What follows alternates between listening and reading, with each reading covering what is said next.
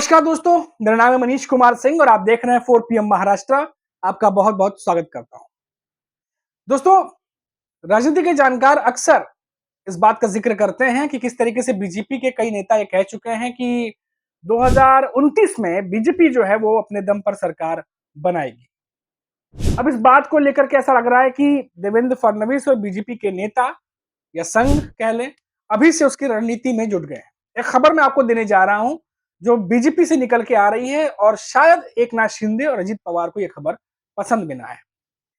एकनाथ शिंदे और अजित पवार को फिर से अपना पावर दिखाने के मूड में भाजपा नजर आ रही है।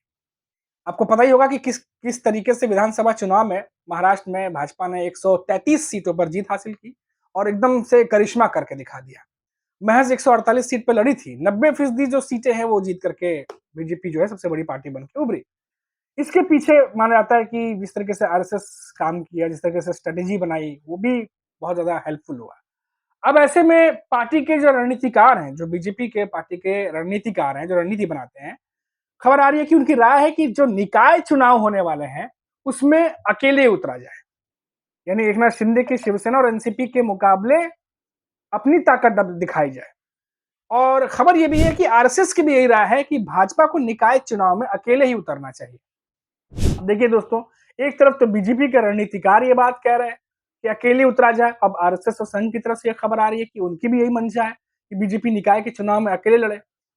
अब कुछ दिनों पहले आपको याद होगा कि प्रेस कॉन्फ्रेंस की थी एकनाथ शिंदे ने, और जब गृह मंत्रालय नहीं मिला और सीएम रेस से जब वो बाहर हो गए और नाराज चल रहे थे, उस दौरान जो है उन्होंने प्रेस कॉन्फ्रेंस की और पूछा गया कि क्या आगे के जो पीएमसी चुनाव है, कई सारे भी चुनाव होंगे, महाराष्ट्र में बहुत सारे चुनाव पेंडिंग है, तो क्या एकनाथ शिंदे मायावती के साथ रहेंगे? तो उन्होंने कहा था कि देखिए, हम मायावती के साथ हैं और हम सब मिलकर ही बीएमसी चुनाव लड़ेंगे और जो भी चुनाव आगे आने वाले हैं। अब देखिए, एकनाथ शिंदे, अजित पवार तो मायावती के साथ दिखते हैं, साथ में लड़ने की बात करते हैं, लेकिन बीजेपी की तरफ से खबर आती है कि वो इनके साथ लड़ने के मूड में नहीं, बल्कि अकेले उतरने के मूड में नजर आ रही है। अब जो बीजेपी के रणनीतिकार हैं, उनका क्या मानना है वो भी मैं आपको बताता हूँ। जो रिपोर्ट्स आ रही है उनके अनुसार कि इससे भाजपा के जो निचले स्तर तक पहुंचने में, जो एकदम ग्राउंड लेवल पर पहुंचने में मदद मिलेगी।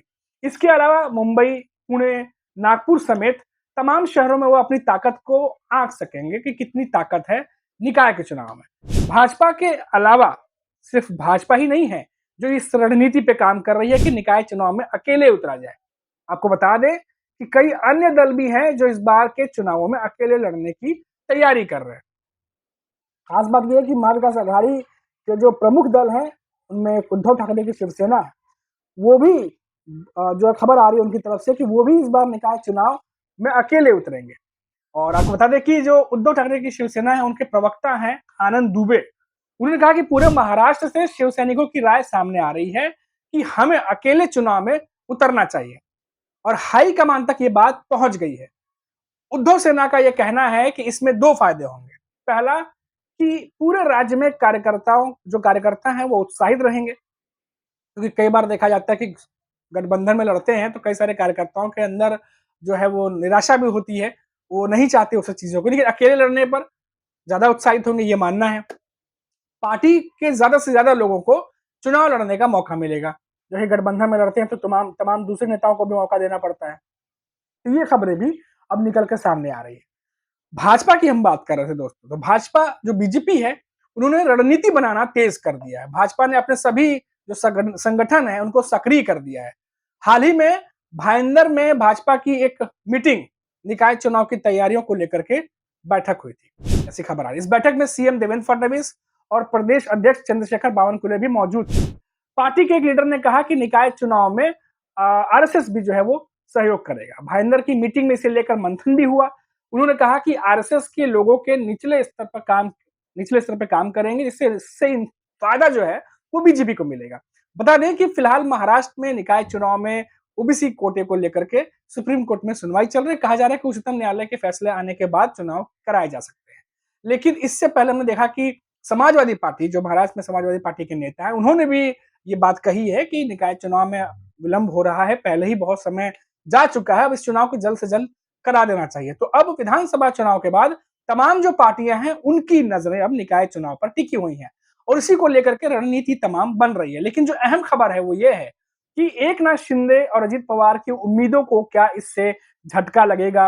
ये जो खबर मैंने आपको बताई, जिस तरीके से बीजेपी सोच रही है, जिस तरीके से आरएसएस विचार कर रही है, क्या इस फैसले से एकनाथ शिंदे, अजित पवार को फिर से एक बार झटका लगेगा? क्योंकि 2024 में जब से बीजेपी बड़ी पार्टी बन के उभरी है, तब से देखा जा रहा है कि बीजेपी के हिसाब से सारी चीजें जो है वो महाराष्ट्र में की जा रही है। अब चाहे एकनाथ शिंदे को सीएम ना बनाना हो, हालांकि एकनाथ शिंदे की पार्टी, उनके तमाम नेता चाहते थे कि बिहार का मॉडल महाराष्ट्र में लाया जाए और यहाँ पर जो है वो मंत्री बनाया जाए, एकनाथ शिंदे को सीएम बनाया जाए, लेकिन वो सब नहीं हो पाया। अब सीएम के रेस से बाहर हो गए। फिर देखा गया कि गृह मंत्रालय को लेकर के बातचीत चल रही थी, फिर गृह मंत्रालय भी उनके हाथ से निकल गया। बीजेपी ने कहा कि गृह मंत्रालय उनके पास ही रहेगा क्योंकि सेंटर में भी उनके पास है, तो स्टेट में, महाराष्ट्र स्टेट में रहेगा तो समन्वय अच्छा बना रहेगा। ये बोल के उनका वो भी चला गया। सभापति जो एकनाथ शिंदे की शिवसेना सोच रही थी कि सभापति हम बना देंगे, वो भी बीजेपी के जो है उनको उनको मिल गया, राम शिंदे को। तो ये बहुत सारी चीजें हैं जो घटी हैं। तो ऐसे में एकनाथ शिंदे लगातार नाराज चल रहे थे। जो खबरें आई मैंने आपको बताया ही था, वो सब तमाम चीजें, वीडियो ऑलरेडी उस पर बना के हमने पोस्ट भी किया हुआ है, जो खबरें आ रही थी उस दरमियान। और उस दरमियान खबर आने के बाद भी एकनाथ शिंदे ये बात बार कह रहे थे कि मायावती एक साथ है और आने वाले चुनाव भी हम साथ में लड़ने वाले हैं, निकाय चुनाव। लेकिन अब देखिए, एकनाथ शिंदे, अजित पवार तो साथ में लड़ने की बात कर रहे थे, लेकिन अब बीजेपी जो है वो कुछ और सोच रही है। तो ये जो अमित शाह, जो एक बार बहुत पहले उन्होंने कहा था कि 2029 में जो है वो बीजेपी अपने दम पर सरकार बनाएगी, तो क्या उस तरफ जो है वो कदम बढ़ चुके हैं बीजेपी के? क्या जो 2022 में सरकार बनाने के लिए जो सहयोगी की जरूरत थी, वो सहयोगी की भूमिका ऑलरेडी निभा चुके एकनाथ शिंदे? अब क्या मौजूदा स्थिति में या आने वाले महाराष्ट्र की राजनीति में बीजेपी को क्या एकनाथ शिंदे की उस तरीके की जरूरत होगी जो साल 2022 में थी? तो बहुत सारी चीजें हैं जो आने वाले समय में आपको घटती हुई दिखाई देंगी। लेकिन फिलहाल सबकी नजरें विधानसभा चुनाव के बाद अब जो है वो निकाय चुनाव पर है और तमाम पार्टियां जो है उसकी तैयारी भी कर चुकी हैं।